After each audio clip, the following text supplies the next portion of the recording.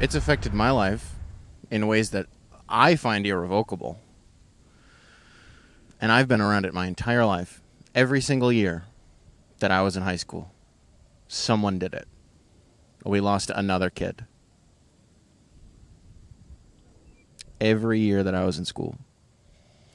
Matter of fact, if I tried real hard, which I do not want to at this present moment, if I wanted to try really hard, I could probably think of one every single year since I was in 6th grade.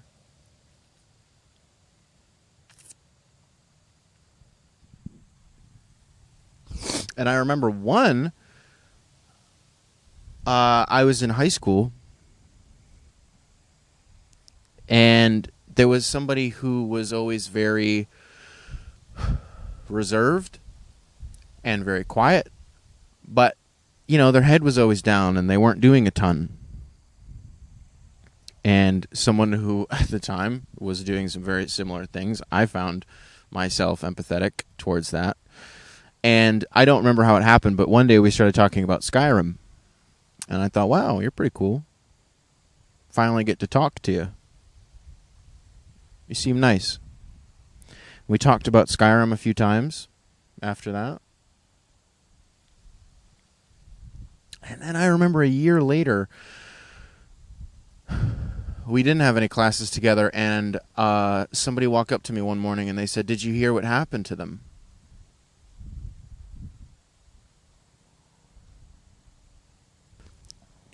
And when you're a kid, you always ask the same question first, right off the bat. How? How did they do it? That doesn't matter. That doesn't matter. It doesn't matter.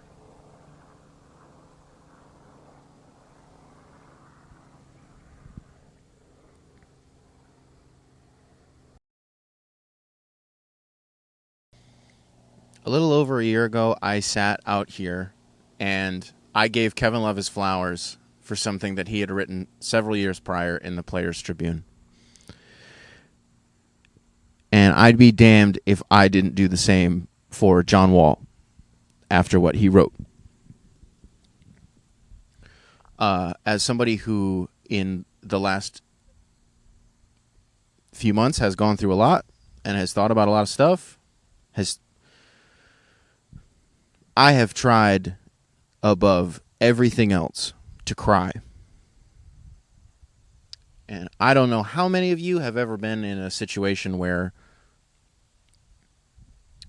you want nothing more than to just get everything out of you and to just feel everything all at once.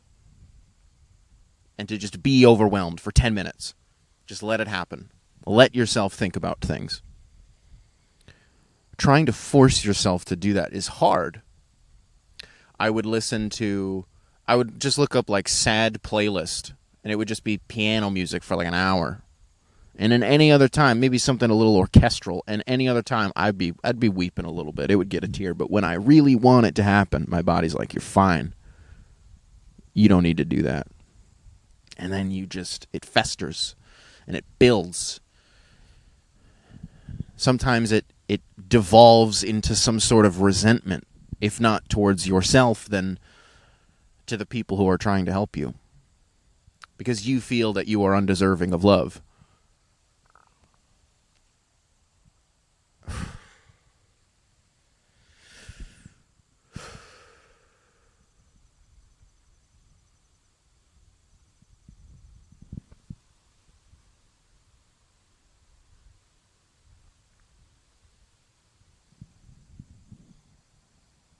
Let me tell you something. It was not hard when I read that story to feel it and to feel empathy for a situation that I would otherwise never wish on anyone, and to try to put yourself in the shoes of somebody dealing with what he was dealing with and having the courage to stand there and say, "I think something's going on, and I don't really want to feel like this."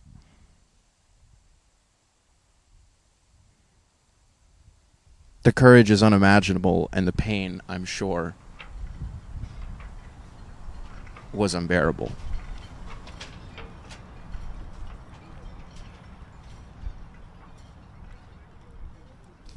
You know what I'd say? I'd say the number of people's lives who have been affected by suicide, I don't know by comparison what it would be in relation to cancer. But damn, it's got to be close, right? It's got to be. More people are affected by cancer, surely. And even in that way, that's why this story is so empathetic. Rather, it's easy to find yourself feeling empathetic towards it. It even affected my life really early. So early that I didn't even know it was affecting my life. Until years after the fact, I had no idea that that's what it was that we were walking for. I just thought it was this fun thing that we did every year. We just went and did this walk. And then eventually we stopped doing the walk, and about 10 years later I found out why.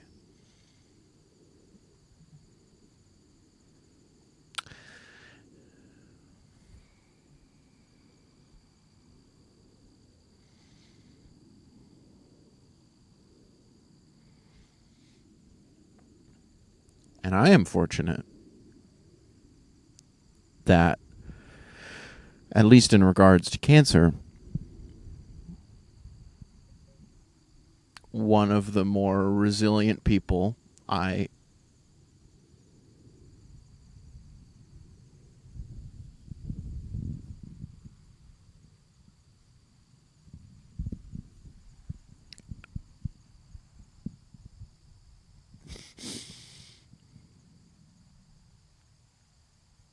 luckily that one hasn't been so bad.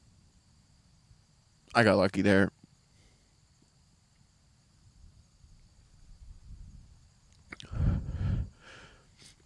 But I know a lot of people haven't, and I can't imagine what that would,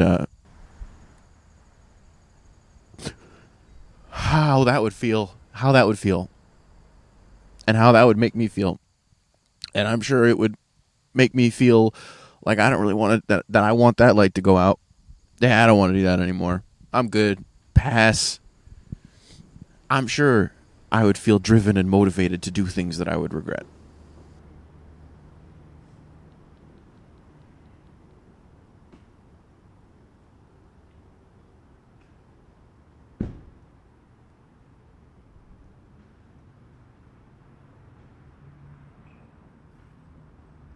It wasn't hard for me to acknowledge that somebody with a lot of status and a lot of power and a general lack of empathy from the public, given that he is a professional athlete, to put yourself out there and show vulnerability is a tremendous feat. And I think that we should applaud anyone and everyone who comes out in this way and steps into the light and says, fuck, dude, this is really hard and things are really bleak. But I started talking to someone and it's getting a little better. I think as fans, we crave this humanization of the players that we root for. There's a reason anytime we see a behind-the-scenes video, you know, in the locker room, someone doing sneaker shopping, our favorite players at their rawest moments, we love it. And the reason we love it is because for a moment they feel identifiable and they feel like just some guy. And I promise you, 95% of these guys in the league are just some guy. I've been fortunate enough to have conversations and relationships with just a handful of players in this league. I promise you, they are always just some guy, and I mean that in the most endearing way. The only reason I bring this up is because in this case, unfortunately, John Wall sharing his struggles is exactly what I needed to hear. Because, you know, when things feel the aforementioned bleak, and short and drab and shitty, doesn't it feel kind of nice that the people that we look up to, that we idolize, they feel that too. They deal with it too. And to own that means a lot.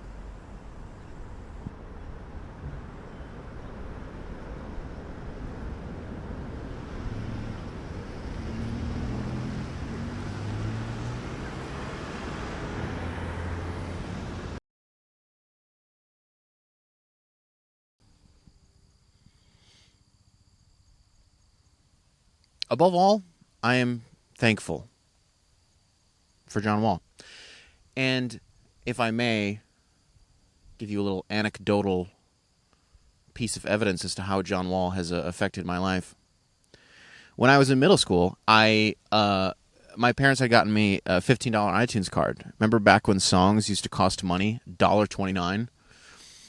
One of, if not the first songs that I ever bought, Troop 41, John Wall. Nobody did that dance better than me, son. Let me tell you. Nobody did that better than me. Nobody. It was my first ever iTunes card, and that's what I got. It was Doodle Jump, and then it was Troop 41 by John Wall. I'm sorry. John Wall by Troop 41.